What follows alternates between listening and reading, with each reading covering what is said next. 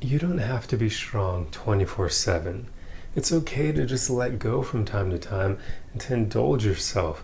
I mean, when I was younger, I used to think that being strong 24/7 was kind of required. I mean, my dad was a good role model. Almost, he took strength a bit too far. I never saw my dad cry when I was younger. That only happened a bit later on in life when he realized that I wouldn't think any less of him for it. And because of his influence, he was very kind of old school stoic in that regard, where people often confuse stoicism with being akin to never showing emotion, which that's not true. But my dad was basically following that old example of stoicism where you just never show your emotion.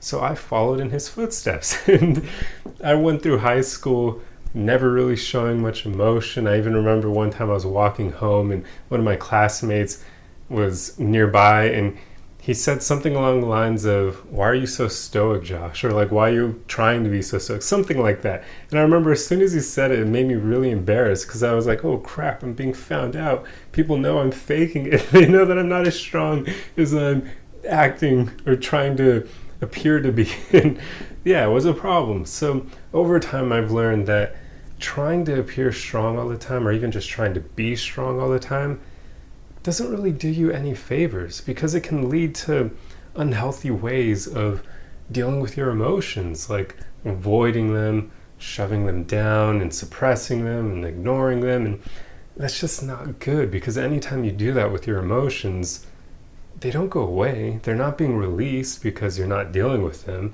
It's kind of like, I like to use the analogy of it's like you're just burying a bone. That bone isn't gone just because there are a bunch of layers of dirt over top of it, right?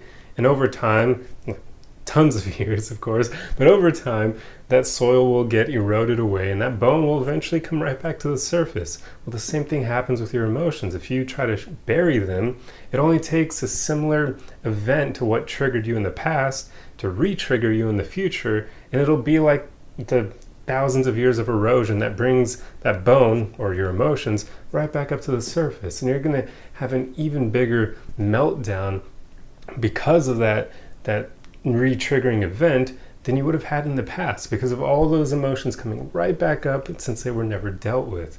So don't feel the need to constantly be strong all the time. It's okay to just allow yourself to sit in your emotions, even if that means crying, even if that means not feeling great.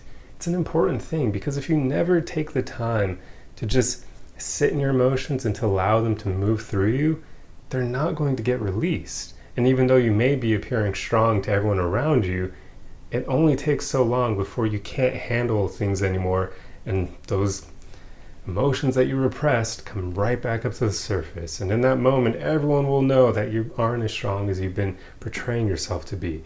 If you ask me, I believe true strength is having the courage to face your emotions, to deal with them head on, to sit in them, even if that means just sitting in them and crying.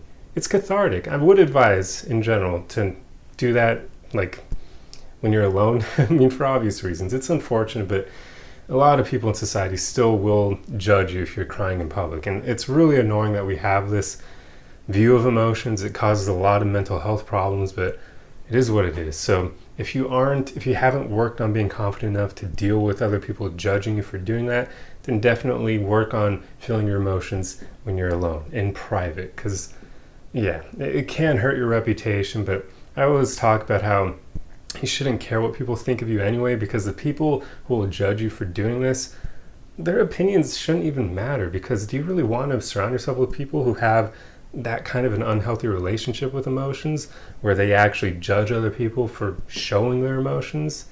I mean, unless someone is showing their emotions, meaning that they can't stop themselves from acting on them, like an angry person blowing up, like that's one thing. People should be shamed for that because that's stupid.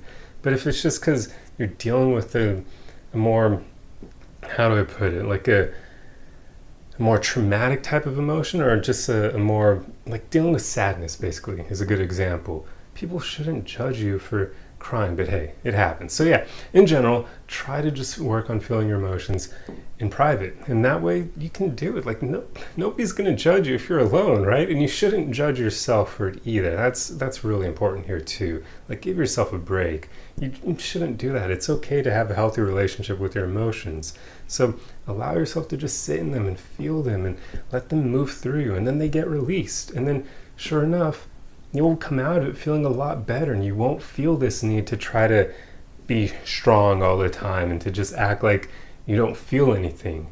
And this will make you more human to other people, because there's one thing I realized about my younger self. Since I was so often trying to never show emotion, I probably came off a bit inhuman to other people, because we all have our emotions, right? So it's weird when people act like they don't have any, like they never feel anything. That's not an attractive thing. I thought it was when I was younger, because, movies and whatnot, and my dad's being a role model that way. And by the way, my dad is an awesome person, so I'm not trying to denigrate him at all here. I'm just saying, him constantly never showing emotion, while good in some regards, certainly isn't exactly the best way of showing your son how to navigate the world. But hey, it's all good. I mean, the world really needs to catch up to viewing emotions in a healthy way, because not many cultures do. I mean, off the top of my head, I actually can't think of a single one that really. Maybe the Italians do. I don't know. They seem to be like they'd be okay with crying in public without judging people. I don't know. I haven't been to Italy, so that's just me making crap up from what I know of the culture. But yeah, so it's something the entire world kind of needs to work on. But obviously, that's not going to happen. So in the meantime, just work on this yourself, and remember, you don't need to be strong 24/7. If you're going through some stuff, take some time to just sit in your emotions in private and let them move through you.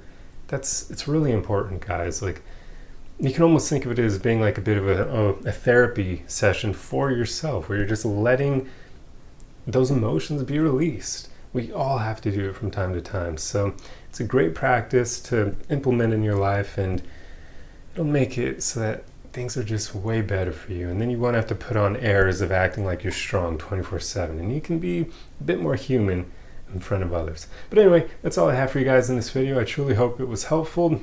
If you like content like this, be sure to subscribe for more. Otherwise, like the video and let me know your thoughts in the comment section below. And remember, guys, we're all on this journey together. So the most important thing is that you just keep going, keep moving forward, keep working on having a better, healthier relationship with your emotions, and take the time to let your emotions move through you if you need it. Don't feel like you need to be strong 24/7, because that's not going to do you any favors in the long run. Anyway, I'll see you guys in the next video. Arrivederci!